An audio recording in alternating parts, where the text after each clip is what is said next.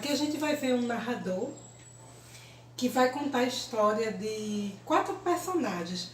A Bela Flor, que é uma mulher que é intitulada como caçadora de prazeres. Ela, se fosse na conjectura atual, seria uma garota de programa, mas atipicamente ela promove esses encontros, mas de uma forma bem típica e atípica. Ela não cobra dos seus clientes o pecuniário, né, o financeiro. Aí a gente vai ver também o personagem Benjamin, que é o fazedor de dinheiro.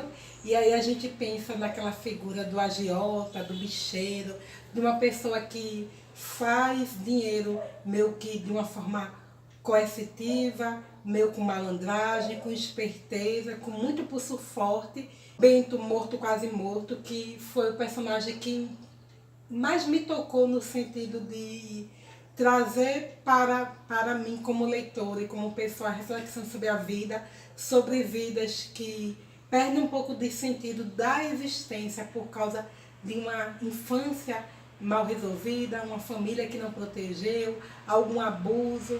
E dizer que eu acho que foi uma das protagonistas que mais me cativou, que é a Aprendiz de Bruxa. E quando a gente vai vendo o desenvolvimento da personagem, a gente vai entender como é que ela é relevante na narrativa e como ela vai criando caminhos e assim aquele narrador vai nos contando a história. Eu vou ler um pequeno trecho do livro.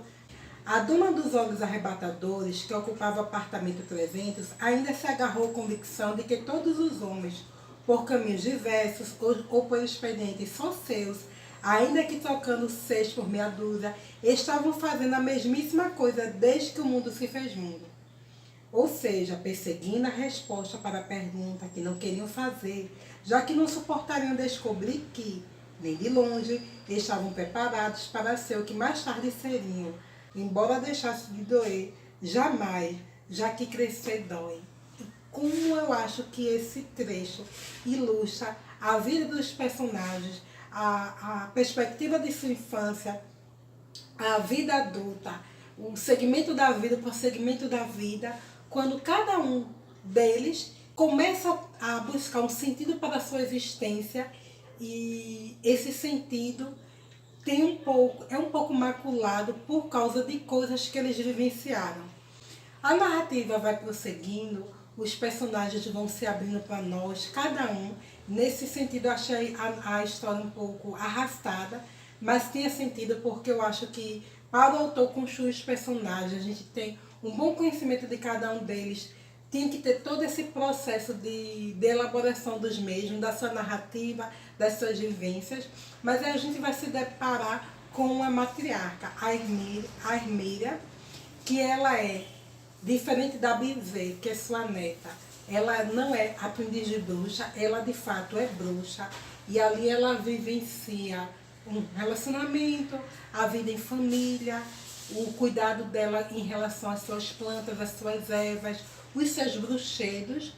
E ela tem um segredo significativo nessas poções, que é o fogo de Salamanca, que é um tipo de poção muito poderosa, de certa maneira perigosa, mas que está na sua família por gerações. Porque eu acho que vocês sabem, né? As bruxas, elas têm pelo menos na literatura ficcional, elas têm toda uma herança genética que vai passando de mãe para filha. E aqui a gente vai ver a Bifê, ela crescendo um pouco na narrativa com a partida da Hermíria. E esses personagens, eles têm pontos em comum. Eles tiveram sua origem num local isolado, numa cidade do interior, Ribeirão das Onças. Lá suas vidas são marcadas através das vivências da infância, mas na vida adulta, de forma coincidente, eles vão morar no mesmo lugar, no edifício Parque dos Pardais. E é interessante porque, apesar deles terem tido uma vida de infância em comum, na mesma cidade, e na vida adulta, coincidentemente, eles irem morar no mesmo local, de cara não fica perceptível para nós leitores que ligação existe entre esses personagens, né? E aí eu fui pensar um pouco sobre isso, e dentro dos nomes dele, eles são 4B, né? Bela Flor, que é a caçadora de prazeres, o Benjamin, que é o fazedor de dinheiro, o Bento morto, quase morto, que vivenciou um drama muito forte no passado, e a Bincê, que é aprendiz de bruxa. Eu percebo na narrativa dos personagens um sentimento muito de solidão, e talvez seja isso que o autor queira trazer para nós, na perspectiva de trazer a vida dos personagens na infância, retomando a sua vida de adulto, com suas máculas, com suas sequelas, mas que tentam viver e sobreviver a um passado.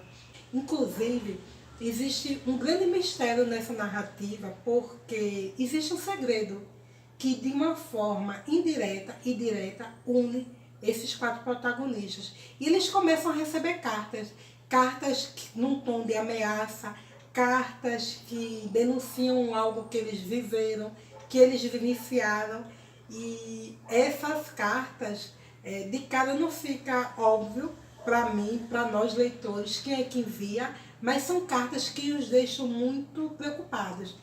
Eu não gosto muito de spoiler e eu não peguei spoiler antes de terminar o livro, porque eu acho que a gente leitor tem que ler mesmo assim, sem uma ideia prévia da obra, para que a gente possa mesmo tirar nossas impressões, inferir.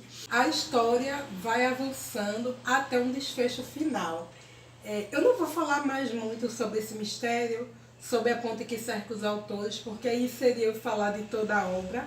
Mas eu garanto a vocês que foi um livro que me surpreendeu. Eu confesso que quando comecei, eu não estava com tanta expectativa. Estava ansiosa, mas não estava com tanta expectativa.